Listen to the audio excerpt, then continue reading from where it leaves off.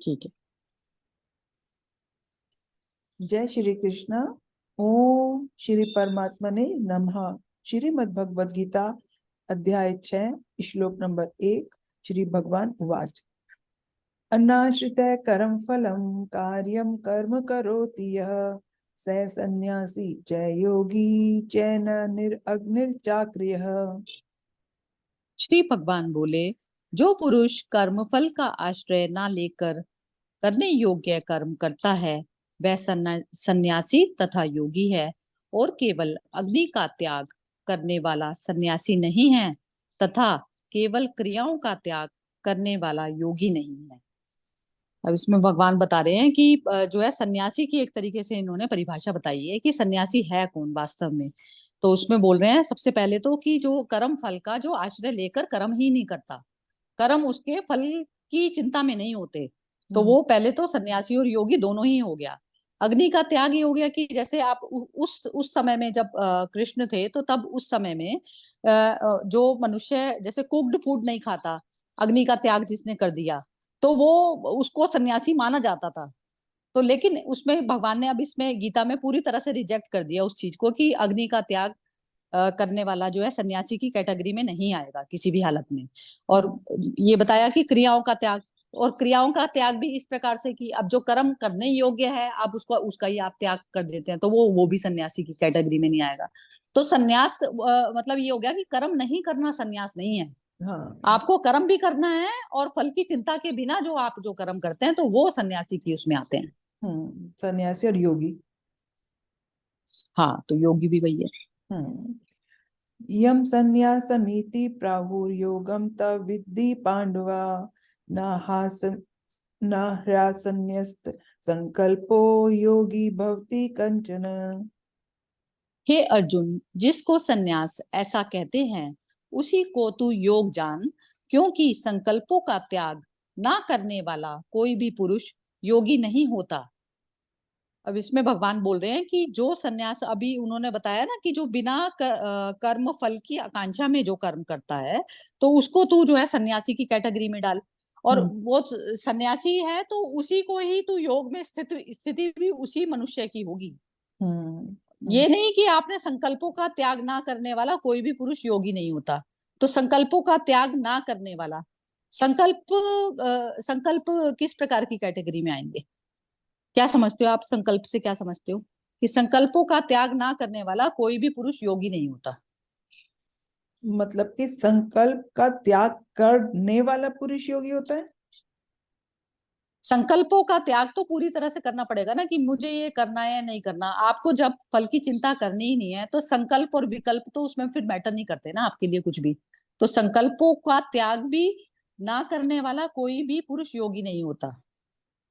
मुझे तो ऐसा लगता है संकल्प तो हमें करना ही चाहिए, क्योंकि किसी भी कार्य को करना है तो उसके लिए पहले दृढ़ निश्चय करना है ना कि हमें ये कार्य करना ही है, और वही संकल्प होता है। उस संकल्प में फल की आसक्ति नहीं है कि मुझे उसके प्रति ये फल मिलना चाहिए, लेकिन कार्य करने के लिए तो मुझे संकल्प ही बनाना पड़ता है, तभी तो मैं हाँ, कोई तो इसमें कार्य करती हूँ। हाँ।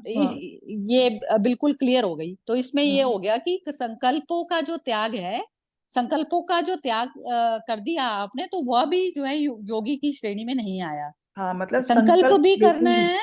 संकल्प लेकिन आपका फ्रूट के साथ में अटैच नहीं होने नहीं चाहिए होना संकल्प। चाहिए। हम्म।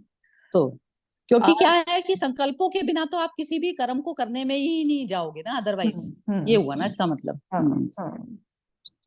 आरुरोक्षोर्मुनिर्योगं कर्म कारण मुच्यते योगारूढ़स्य तस्य ये शमः कारण मुच्यते। योग में आरूढ़ होने की इच्छा वाले मननशील पुरुष के लिए योग की प्राप्ति में निष्काम भाव से कर्म करना ही हेतु कहा जाता है, और योगारूढ़ हो जाने पर उस योगारूढ़ पुरुष का जो सर्व संकल्पों का अभाव है वही कल्याण में हेतु कहा जाता है। अब इसमें भगवान यही बोल रहे हैं कि मननशील पुरुष के लिए जो पूरी तरह से सोच विचार के जब आप जो है योग में आप आरूढ़ मतलब योग में आप अपनी स्थिति करना चाह रहे हैं, तो हम्म। चाह रहे हैं तो आप पूरी तरह से मनन चिंतन करके पहले आप कर्म को जो है पूरी तरह से सोच समझ के बूझ के कर्म करेंगे, जो चीज जरूरी है तो उसमें करेंगे। और फिर निष्काम भाव तो बहुत ही ज्यादा इंपॉर्टेंट है, क्योंकि आपके अंदर यदि निष्काम भाव नहीं है तो आपका कर्म सही नहीं होगा। तो वो आसक्ति जो हो। है ये तो, हाँ, तो वो योग की प्राप्ति में सबसे पहले तो आपके अंदर जो है पूरी तरह से 100% आप अपनी बुद्धि पूरी लगा के चारों तरफ से, तो वो कि जो काम आपको उचित लगता है तो उसमें एंटर भी करना है, लेकिन आपको वो उसमें फल की कामना भी नहीं रखनी है। तो इस प्रकार से आपकी जो है योगा रूढ़ की जो स्थिति होगी तो उस इस तरीके से होगी आपकी। हम्म। तो उसमें ये बोल रहे हैं, अब उसमें अब इसमें फिर ये दोबारा संकल्प की बात करी भगवान ने। हम्म। तो अब उसमें जो है उसमें बोला कि उस योगारूढ़ पुरुष का जो सर्व संकल्पों का अभाव है वही कल्याण में हेतु कहा जाता है।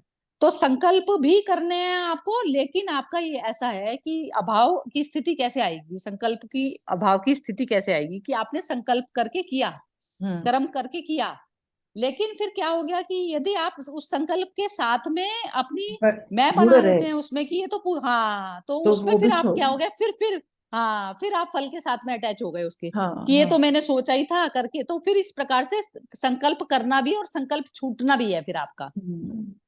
कार्य पूरा होते ही संकल्प छूट जाना है।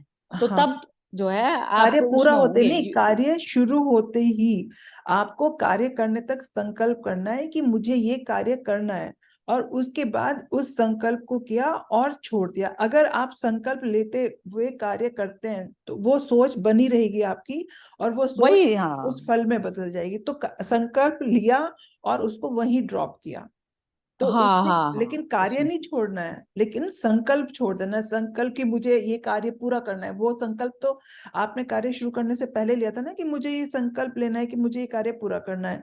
लेकिन वही होगा हाँ, तो वो संकल्प का इसमें। अभाव करना है, मतलब उसको हाँ, तो उसमें संकल्प को मतलब यही छोड़ना। हो गया ना कि आप यदि संकल्प को पकड़े रहते हैं हम्म। और काम शुरू कर रहे हैं संकल्प को पकड़े पकड़े, तो फिर वही हो हाँ गया कि उसमें देह भाव देह अभिमान फिर आ जाएगा उसमें।